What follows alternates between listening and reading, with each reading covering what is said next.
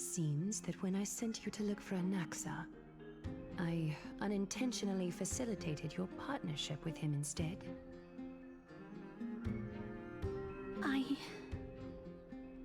My apologies, everyone.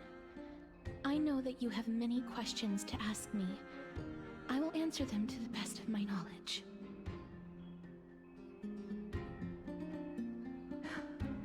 In that case, please tell us as much as you can.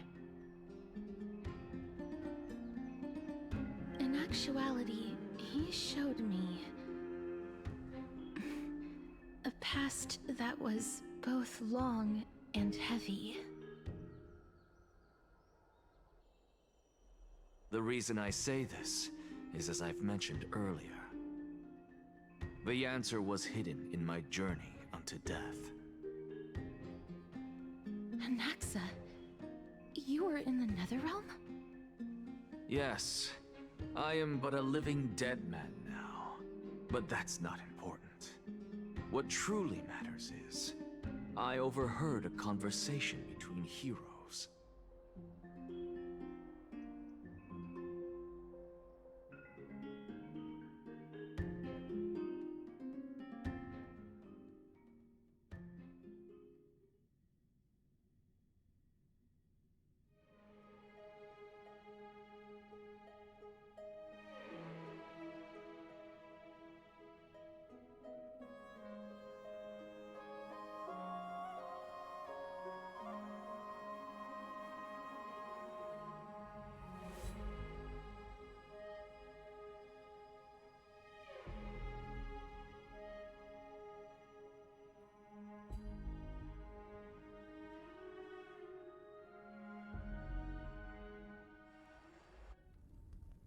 Have you heard of this tale before?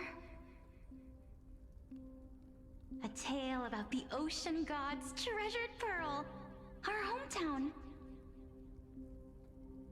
It was a seaside town which enjoyed the ocean breeze and glorious, peaceful times, thanks to the wisdom of its ruling queen.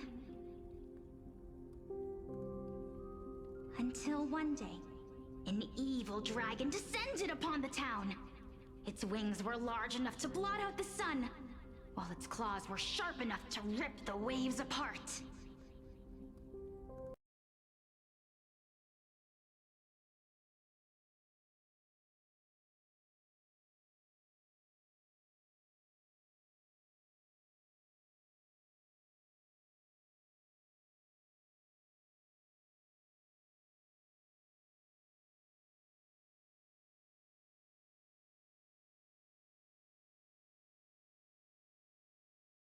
It barged into the tall tower and devoured the queen's beloved daughter. It even settled itself in her bedroom, like a tyrant king. The queen assembled 300 warriors who managed to subdue the evil dragon by chaining it up. However, when the queen slit open the dragon's belly, she realized that the princess had long since been digested, and all that was left of her was a pile of bones. Devastated, the queen wept for several days. It was then that a devious, smooth-talking scholar arrived at the palace and suggested that the princess could be revived through the use of dragon bone and dragon blood. That liar called this process the secret art of alchemy. The princess was reborn! The queen was overjoyed, blissfully unaware that the evil dragon's soul still lurked within the princess's body. As revenge, the evil dragon swallowed the poor queen, the glib liar, the courageous warriors, and all of the town's innocent civilians in a single gulp. Worse still, the souls of the deceased were refused entry to the Netherrealm because they were filled with regret. Forced to roam the mortal realm, these resentful souls ultimately converged into a river of souls that would not retreat for a long time. The terrifying death had consumed all. Thereafter, our hometown fell into ruin as well. Until... Until? Until? Actually, I don't know what happened next either. Oh, my... It seems that you still like to whet people's appetites even after all this time, Pelixia. So, according to your story, this is how I used to look? It's practically a mirror image. And yet, what exactly is this? A miracle that I created with alchemy. As for what it is and how I was able to accomplish it, I'll keep the answers to myself for now. Oh, my goodness. Is this cliffhanger really necessary?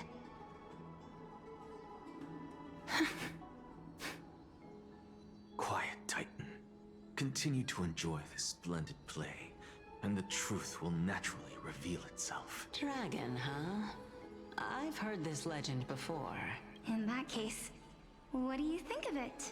I think that this so-called alchemy was a tenuous analogy added to the story by future generations. After all, you've never heard of a tradition of alchemy in your hometown before, have you? Indeed. Before I left home to pursue my education, I never even knew that anybody was looking into this area of study.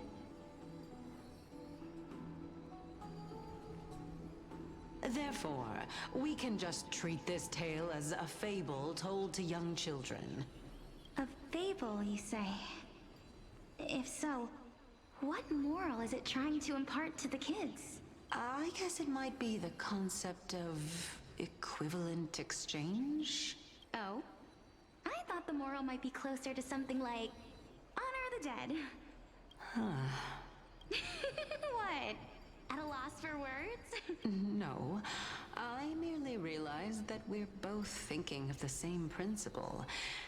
If life is priceless, then there is hardly anything else in this world that is of equal weight to it, right? Indeed. As expected of the wisest scholar in the land. You flatter me. Why don't I ask you a question as well, as a form of equivalent exchange? Of course. What is your question? If I imparted my knowledge of the art of alchemy to you, would you use it to resurrect someone you loved? What? What kind of strange question is this? I got it.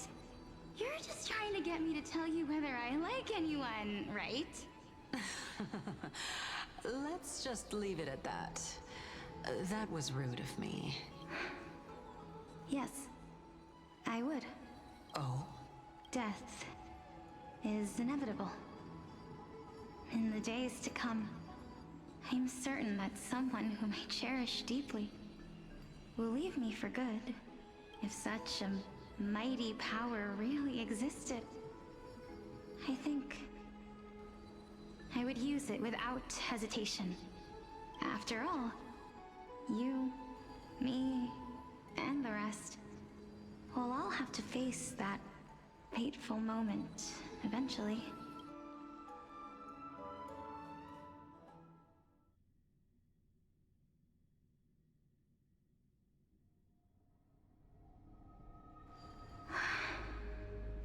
My time is finally here. However, perhaps because of my firm belief in the immeasurable value of life, I am unable to complete the trial. You shall wither, and through that, the dead will sprout again from the remains, and be reborn with the dead flame. It is a pity that fate is such a cruel mistress. Is there no other way of interpreting those words? I'm afraid that the meaning is clear. between my sister and me, one must pay the price.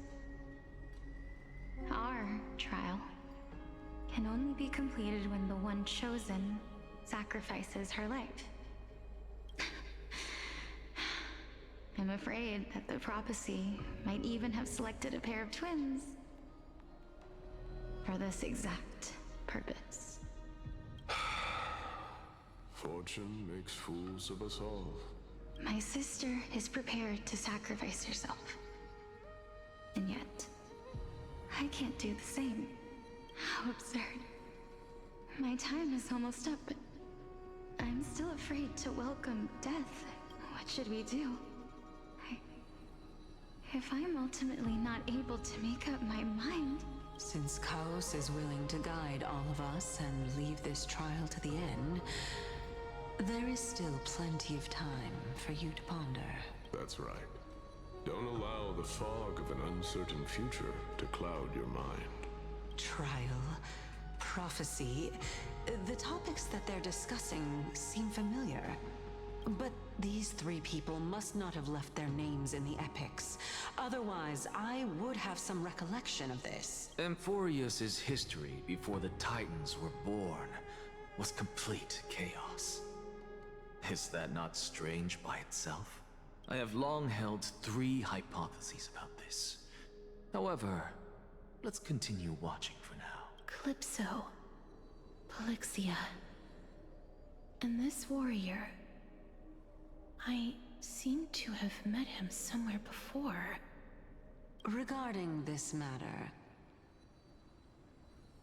Nias, are you confident that you'll complete your trial? Of course. Though, I am worried about what will happen once I've emerged victorious.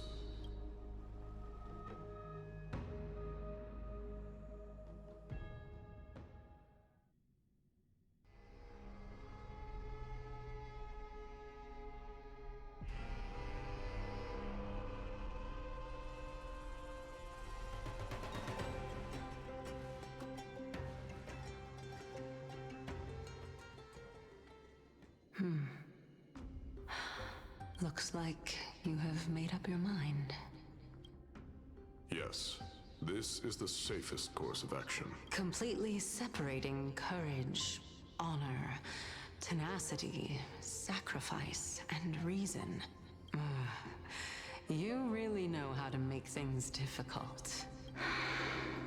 Please, young lady, witness my fall and demise. Lady Calypso, you shall host the soul-rending ceremony. I do not understand. Why would you dare to sacrifice yourself for a future that you won't get to witness? Because this is our destiny. The power that resides within me is so intense that I will one day be engulfed by it. Furthermore, a valorous death before glorious return has always been the path I chose to walk. A journey I began long ago. If your sister or Chaos were in my position, I believe they would make the same choice as well.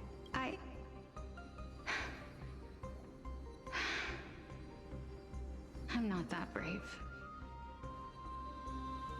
I don't know how I'm supposed to face such a serious affair. Despite being Death's chosen one, it seems you still don't know how to face it. Let's chat, young lady. Perhaps I shouldn't end my journey so hastily. Since there's still time, I'm not worried about letting fate wait a little longer. Of course. This warrior is Lord Nias. As the embodiment of Nikador's divinity, he entrusted his life to us and allowed humankind to end his madness. That means that what I'm currently seeing before my eyes is, in fact... Looks like one hypothesis of mine has already been proven true. These heroes are the true forms of the Titans, before they attained their divinity. If so, The chosen one of death that he speaks of is actually... Polixia? Is the previous form of Thanatos? But her appearance... If this is true, as long as we can find out where she went, we'll naturally be able to figure out the location of the Death Titan. But before that, we first need to witness what ultimately happened to Lord Anias.